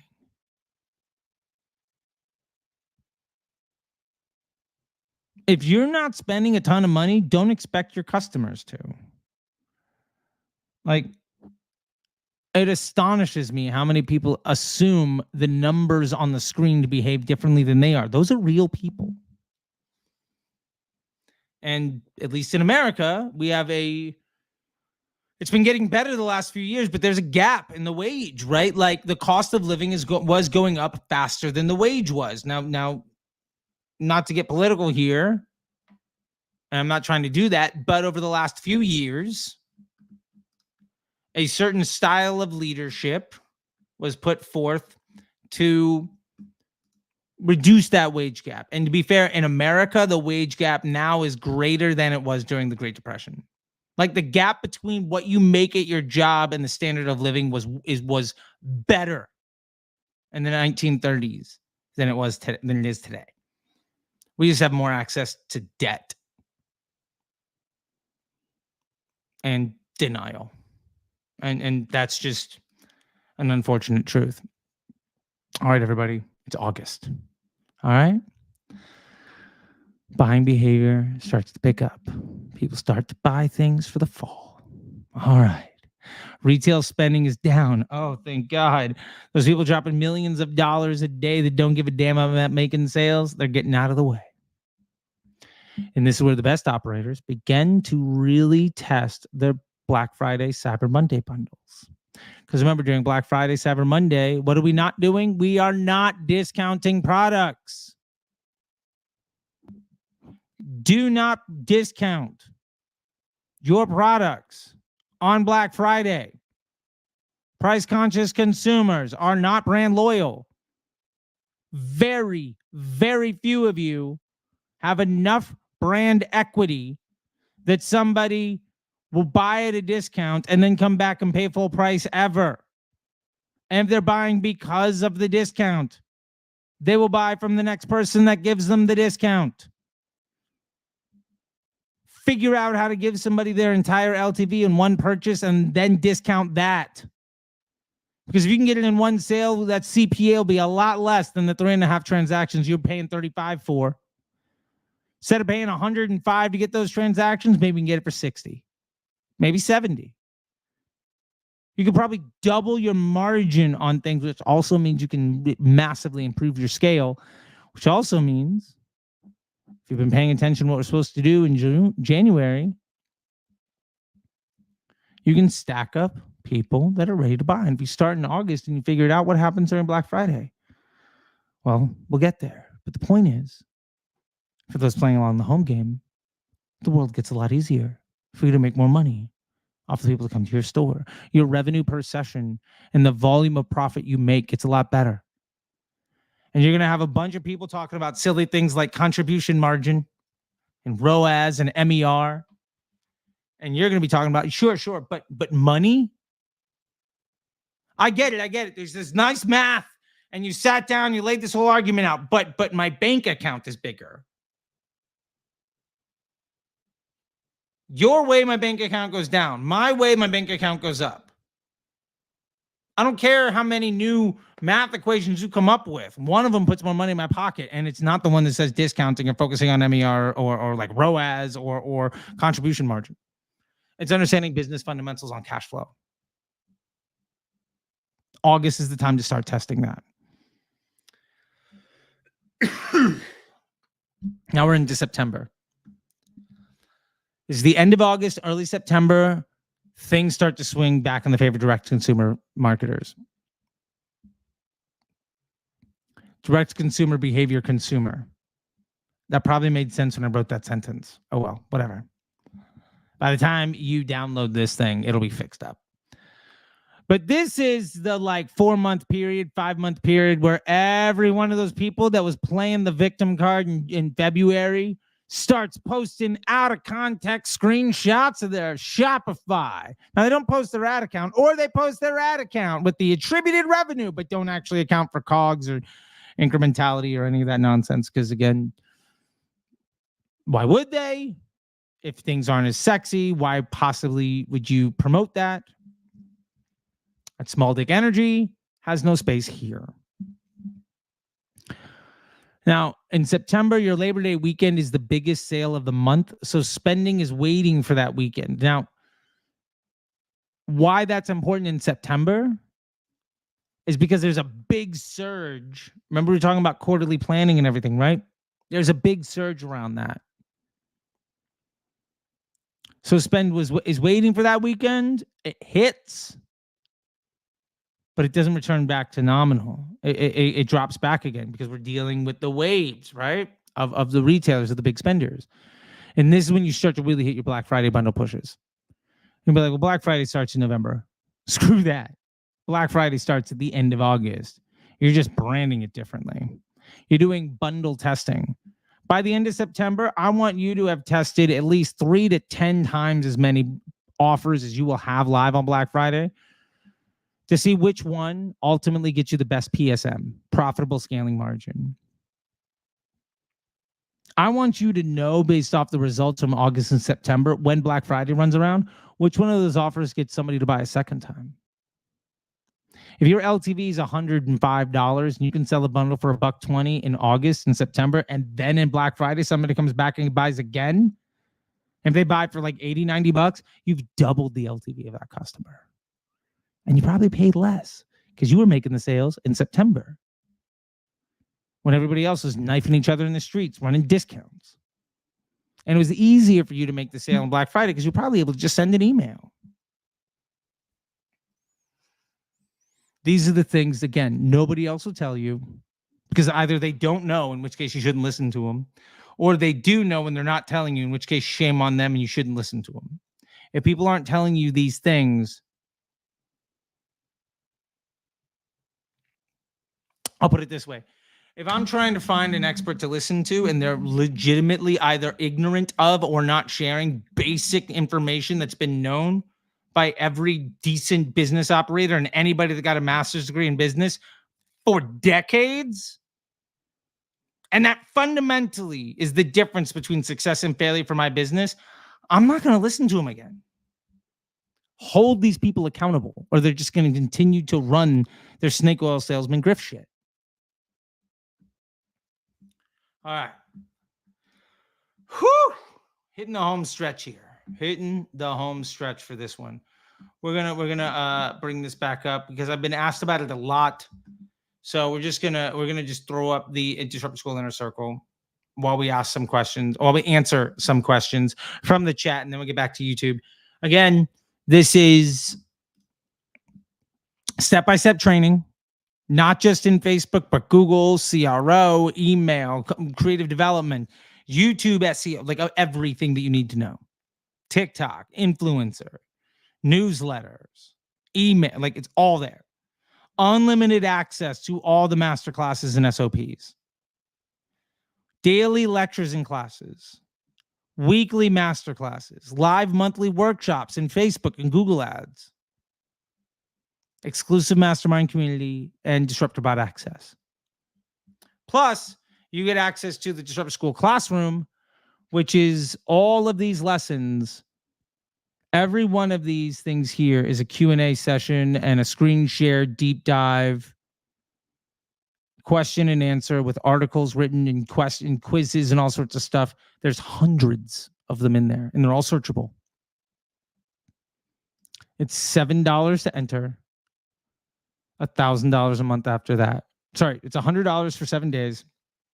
$1,000 a month after that. It'll cost you $35 If I can't make you $50 more because you spent 35, then you should quit. If I can make you 50 more, tell 2 friends. There we go. Simple. All right. Let's get to some long-standing questions here. Nicholas, from like over an hour ago. Sorry, Nicholas. Where can I learn the basics of running ads? Finished watching Hermosi's $100 million leads and ran probably like 2K on ads. Where can I learn the fundamentals? Number one place, honestly, if you were to ask me, is our Begin to Win at Facebook ads bundle. Like it's $7 plus $50 a month after that to stay in the community and get access to the Disruptor bot like support. $50, $50 a month. And you will have a ground up level understanding of what you should be looking at. That'll be better than like 90% of the stuff you'll find anywhere else. Because entry level here at Disruptor School is where most people never get to. And then you really start to become elite. There we go. Nicholas, you came to the right place. Appreciate it. Appreciate we got Disruptor. Cool. Okay, question for the live from Jimmy.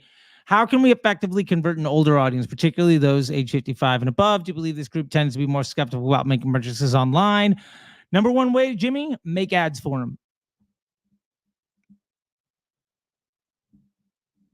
If you're asking me, how can I convince a person of a certain psychographic population to make a purchase? My answer is figure out a way to get them to buy.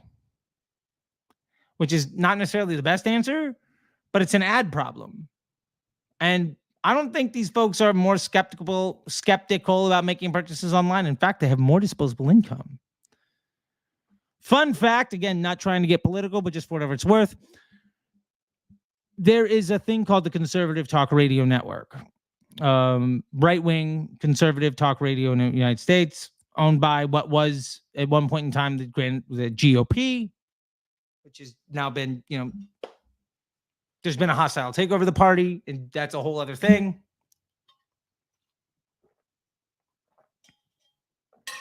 Again, not trying to get political here, just stating some like business facts.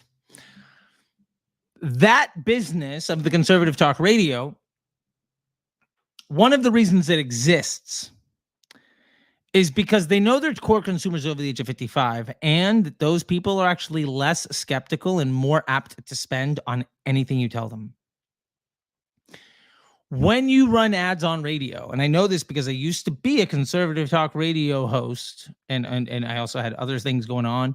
Most people, by the way, in Conservative Talk Radio and television are by no means conservative themselves. It's just the highest paying job in media because you can charge the most for the ads because the audience is the least skeptical and most susceptible to advertising. And again, not trying to get political, just talking about facts. They're not more skeptical. They're more susceptible to marketing. All right, Anonymous, thoughts on Nick Terrio's ideas? I like Nick Terrio. We're homies. He's been following me for a long time, and I love to see his methods change over time. I've sat down with the guy. We've had a chat before. Great dude. I think he's finding his own way, and I appreciate that he listens to me and other people, and he's making his own decisions, and he's making some stuff work.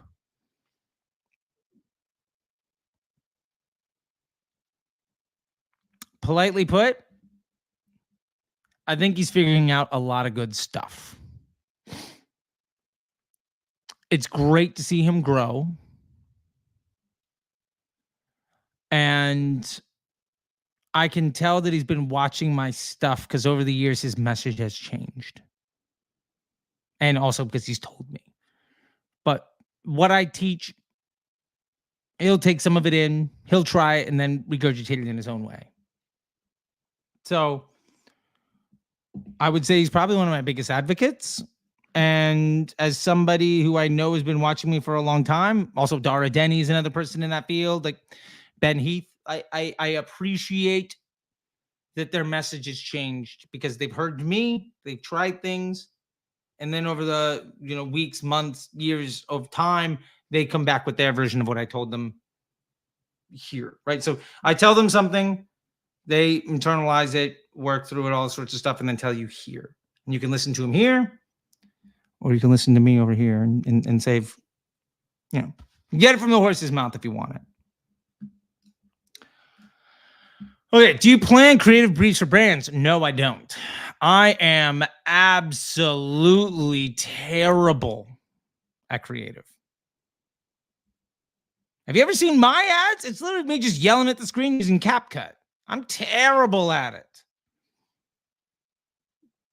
Go talk to Sarah Levinger, Dara Denny, Barry Hott,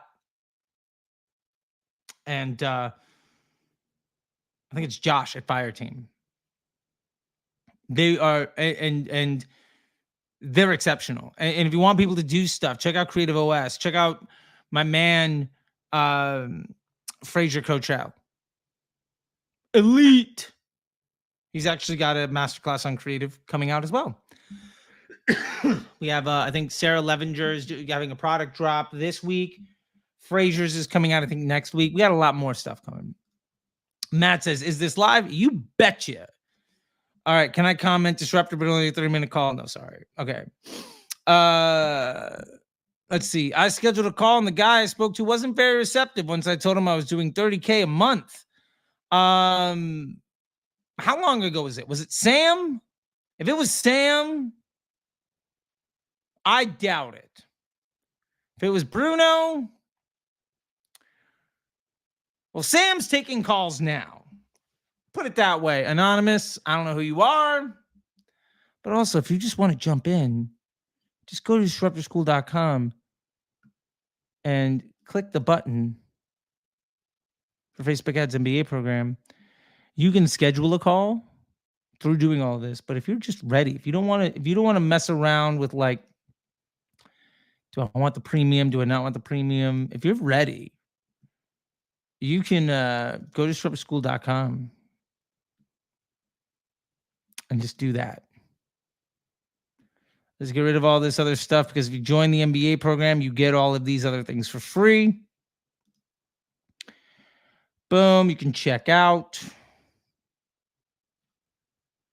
And you can pay in monthly installments if you want to. Right? Like you could put this onto a payment plan. And I think this gets as cheap as like $1,000 a month, or like $800 a month. So, it's up to you, man, or lady. But if they said that, you tell them, hey, I was on a thing with Charley. He said it's still good to go. And if it was Sam, I'll tell him $1,000 a day. That's good enough to jump into the MBA. If you want to invest in yourself, we will make it $2,000 a day. Let's make it happen. Matt Silva, question for the live. By the way, 7 minutes. We're doing the spin to win. So if you want to get in, on the spin to win, man, I really got to be paying more attention to the Instagram chat. I apologize, Instagram. If you want to get in on the spin to win, comment Disruptor in the chat, and we'll get thrown in. That's a $100 giveaway plus a free Disruptor School hat from me, sent to you anywhere in the world through my print-on-demand site. I will pay the below market price to make sure that you get it. Matt Silva, question for the live. I'm in local service lead gen. If a client wants to promote 3 different services, should I create a campaign per service, or is an ad set per service sufficient? Matt, this is a great question. I'm going to push back on the premise of the question and ask you, yes, they're promoting 3 services. Which one is best for them? One of them makes more money than the others do. One of them is more profitable than the others. One of them leads to, monthly payment plans and future cash flow. One of them might be a one-stop shop. My point to that is you'll see a lot of folks, and Andrew Ferris and Taylor Holiday are both in these camps, and there's a lot of other folks that decentralize that account nonsense, where they're going to promote all the things that make a contribution margin that's positive and fine. Promote everything that makes money. I'm going to spend my time and money promoting the thing that makes me the most money. If something can triple my money and something gives me a 5% return, every time I invest in a 5% return, I'm losing so much. And also the machine is super dumb because I'm not training it to do one thing well. I'm teaching it that all purchases are created equal, all clients are created equal. The point is, I would have one campaign per service and then ultimately phase out two of them. They're probably not spending enough money on the best thing for them that they need to promote a second one. There's a straight dope. No one will tell you. All right. We're running out of time. Got all the questions gotten through on the live finally. Yo, Leighton, how you doing? All right. Let's get to the end of the year. Okay.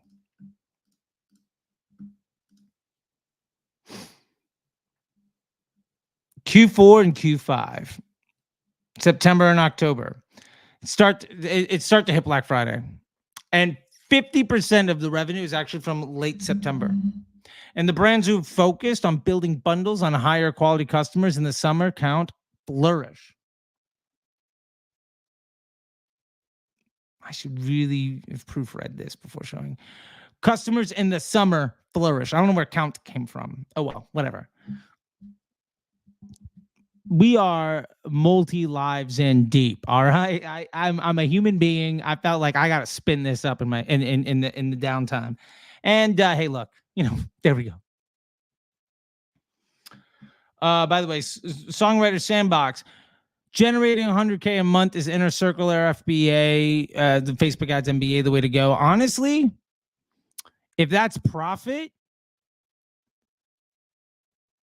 I'd probably go the MBA.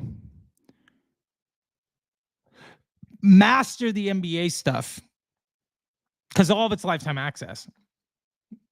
Get through that core curriculum so that Facebook is covered. And then jump into Disruptor School so that we can get good at everything else.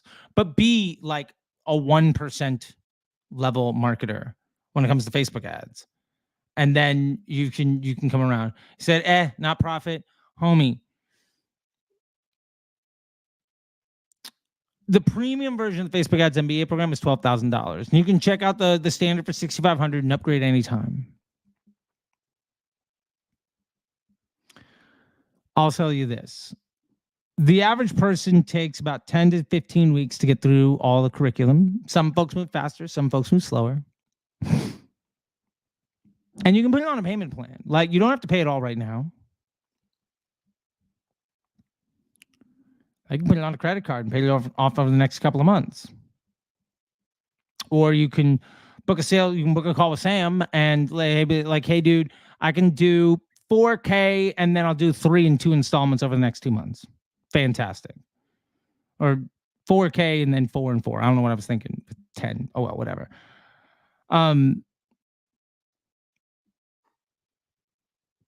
We'll do that deal. And then it's $1,000 a month. Right, $4,000 a month, that's $1,000 a week, give or take. $1,000 a week is roughly $150 a day.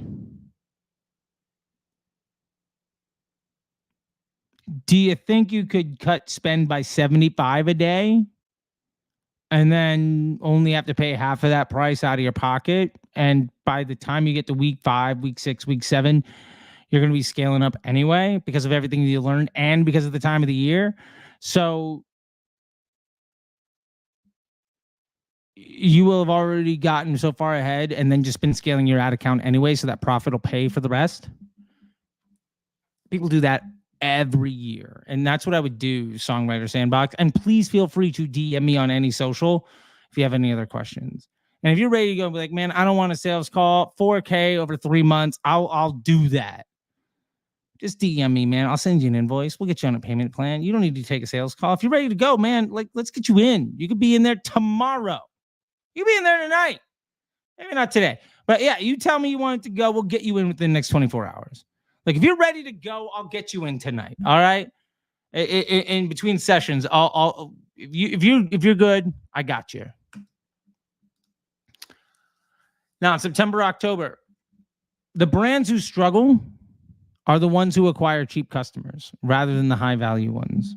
If you're still focused on discounting, let me change your frame of reference. A lot of folks say, hey, Black Friday is where you get discounts. And it's true. Black Friday is where you can buy the best customers for the lowest price. It's not where you sell the best things at a discount. And when you start looking at in a business sense as I'm buying customers, you're going to start making a lot more money. And then we get into November and December. And like, look, this is obviously a high intent buying season. Do not focus on low value customers. It's discounting season, but we can acquire customers with a deal that isn't a discount. Bundle, create value, and high AOV customers. And this is the cheapest season to buy the highest value customers. You're a business. You're not selling products. You're buying customers. That's what ads are. You're buying cash flow. And that's the difference between me and performance agencies who have no objective to scale your business. They're there to spend your money. And like, hopefully your business does well. But it's like, according to their own words, they're not responsible for the success and failure of your business, even though you're quite literally paying them to do that. Then we get to Q5. This is basically just another Black Friday, Cyber Monday. It's the last week of December through early January. We talked about this at the very beginning. This is the highest discretionary spending period of the year for items the consumer buys for themselves. People spend more money on themselves in this few weeks than in any other time of the year. So there we go. I will make this available for folks. I really should. Oh, aspirational buying peaks and CPMs plummet. That's true. There we go. Anyway, that's me. You can tell, right? That's me.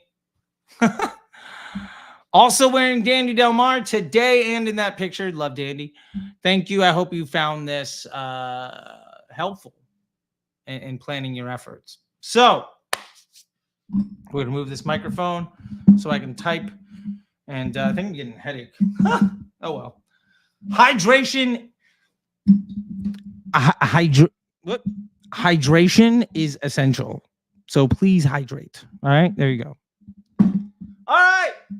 Let's set up the spin to win for today. Everybody that commented Disruptor is entered to win, as long as you haven't already won it. If you already entered and haven't won, totally viable. But I don't think any previous winners jumped in on this one. All right, song. There we go. So I hope you all have enjoyed this, by the way. We're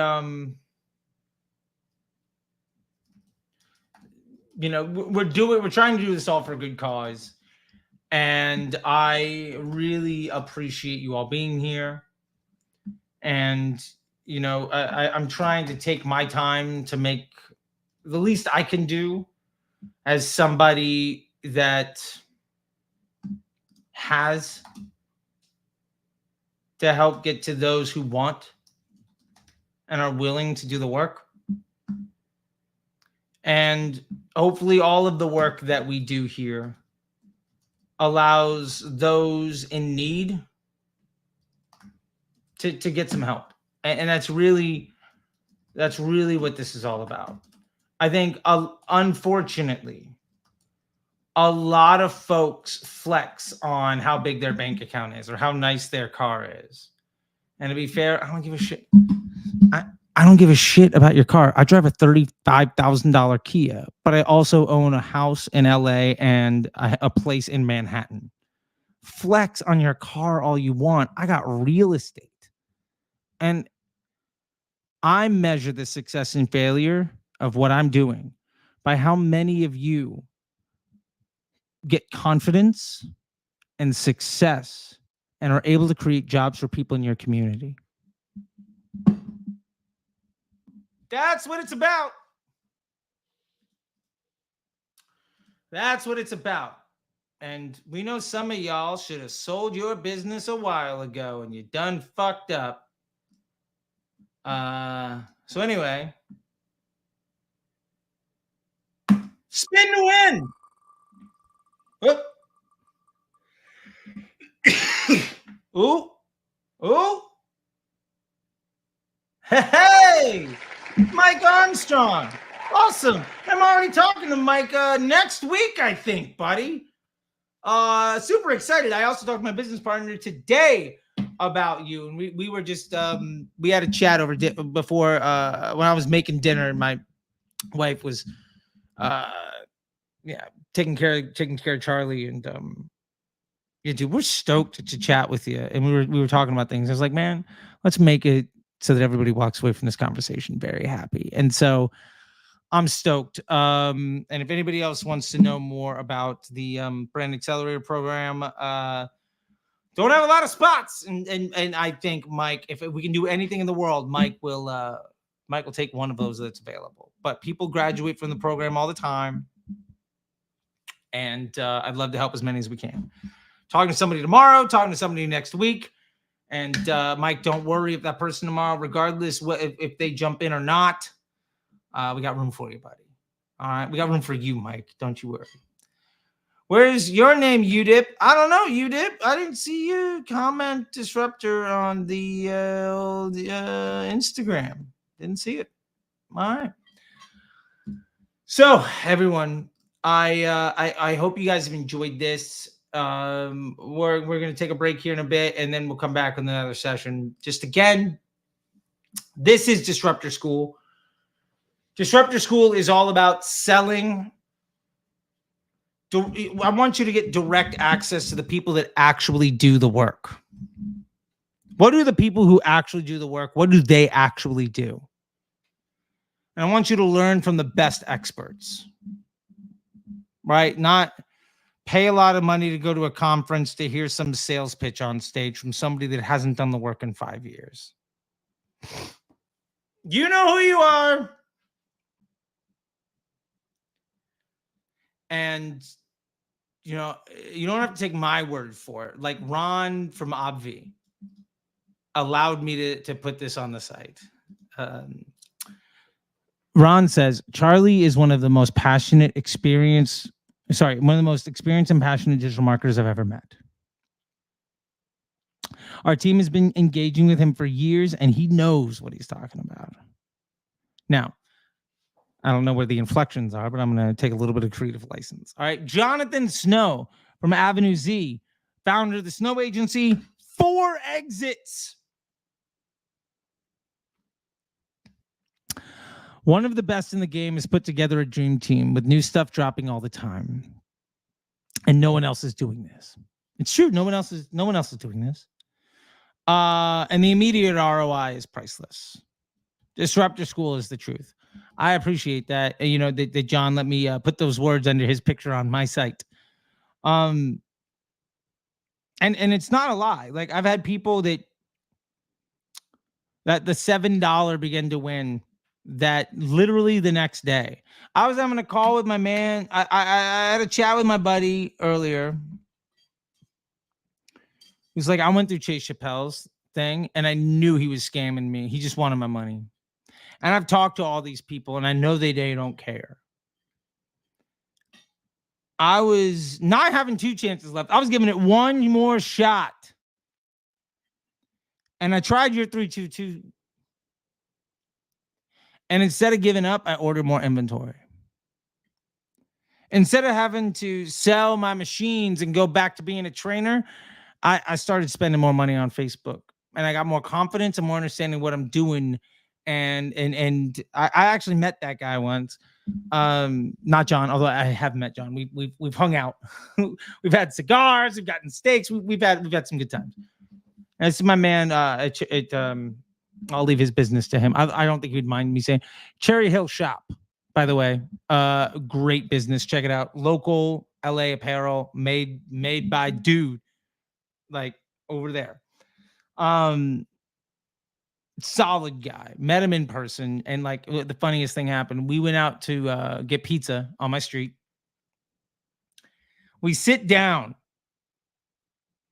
and as we sit down, crack open a Topo Chico, waiting on a slice. His phone goes bring. It was Shopify. He's like, "Bro, that's you. That's you. That's you. This. That's you." And I was just like, "That's what I'm talking about, man. I want you to feel that way." And we get Mr. Chase Mosaney. By the way, Jonathan Snow, killer fantasy football player. I'm in a league with these three gentlemen. Jonathan Snow has beaten us all 2 years in a row. Dynasty fantasy football. Chase Mosaney, the GOAT, strikes again. Charley has always been a disruptive, unstoppable force. And Disruptor School is putting the easy button in everyone's hands. Incredible. And I appreciate it, Chase. So, everybody, keep them coming in. Keep up the good stuff. Whether you're here to support me or to support everyone else, I really appreciate it. And if you have more questions or yours slip through somehow, come in the next session. We'll be live in just a bit. Stick around and help out others. And until next time, I'll see you on the internet.